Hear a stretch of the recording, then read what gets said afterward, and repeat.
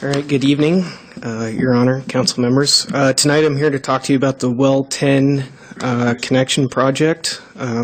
This project was designed in 2016 and bid in December of 2016 to connect our new Well 10 that we drilled last year into the system.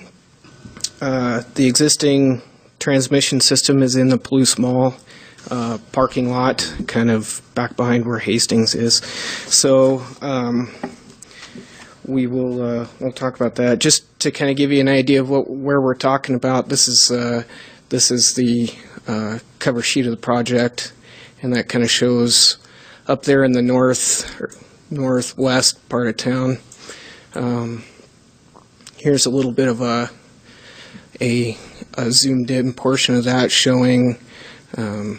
That's where U-Haul is. North would be towards the left. There's Palouse Mall. This is A Street up where A Street terminates, and then would connect in further over by, I think that's Farm Road. Mm-hmm. So War Bonnet would be down in here. This is Walmart. Kind of give everybody an idea of where we're talking about. And then in the Public Works Committee meeting, there was some discussion about the city limits. This project, this water line, will technically be built outside of the city limits. We have all the appropriate easements from the university. The university currently owns that portion of land they're going to utilize, so it's not anticipated that shouldn't be any problem. We have the easement signed and all the legal documents we need to move forward with that. This shows the existing, and a lot of the information here you probably won't be able to see on here, but the upper portion of the plans here show where the existing water lines come up, terminate, where we'll pick them up and run down that property, continuing down, and then tying into the transmission loop in the Palouse Mall parking lot. On February 7th, we opened bids. We had 7 bidders.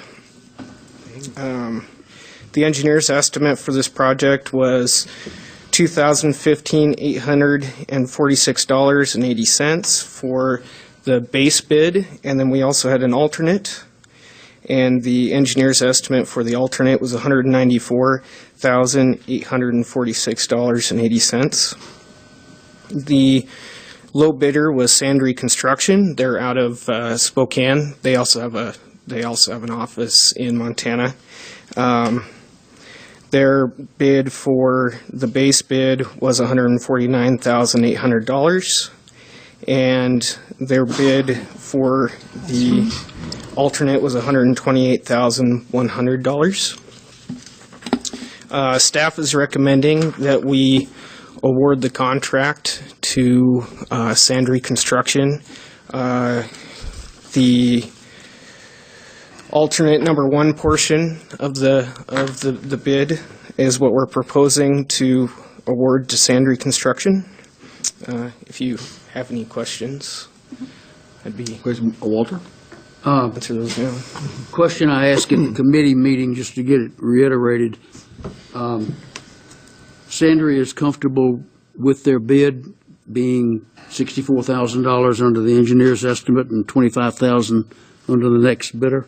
Yes, I've had several conversations with them, just letting them know the schedule of what we need to do to get a contract awarded to them, and they have not expressed any concerns with their bid. And Go ahead, Walter. One other separate question, if I may, Mr. Mayor. Last, there was a question at committee about that private drive not being in the city. Any new information on that?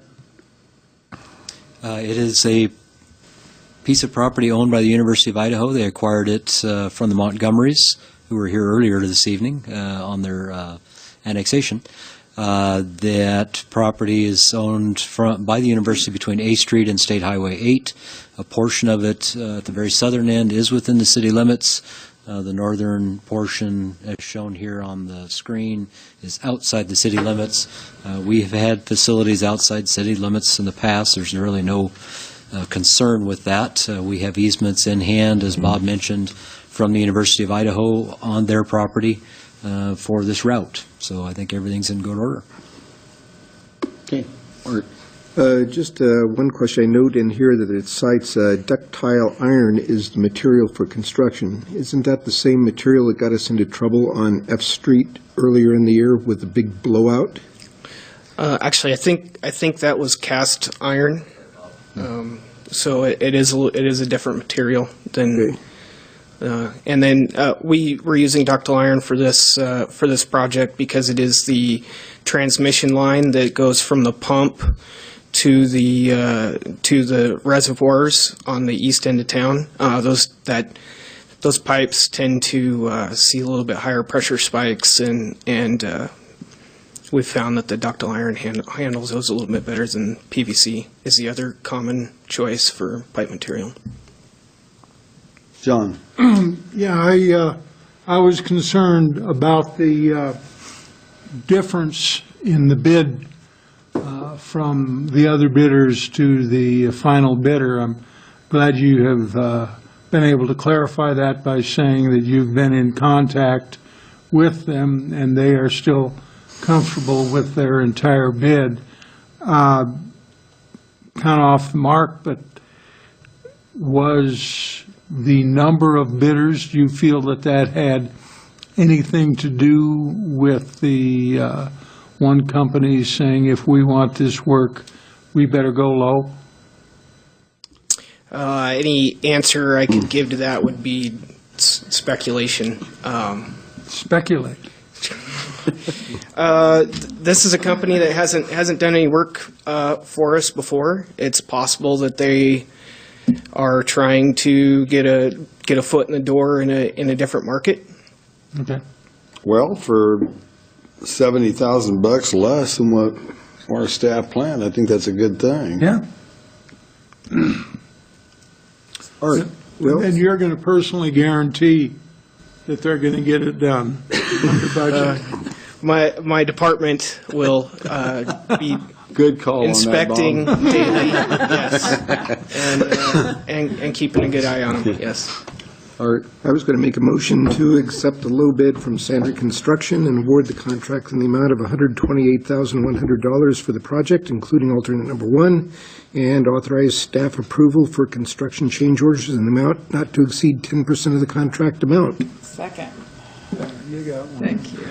Okay, we got a motion by Art and a second by Gina to accept the low bid from Sandry Construction Incorporated and award the contract in the amount of $128,100 for the project, including alternate number 1, and authorize staff approval for construction change orders in the amount not to exceed 10% of the contract amount. I'll start to roll with Walter. Aye. Aye. Aye. Aye. Aye. Okay, thank you, Bob.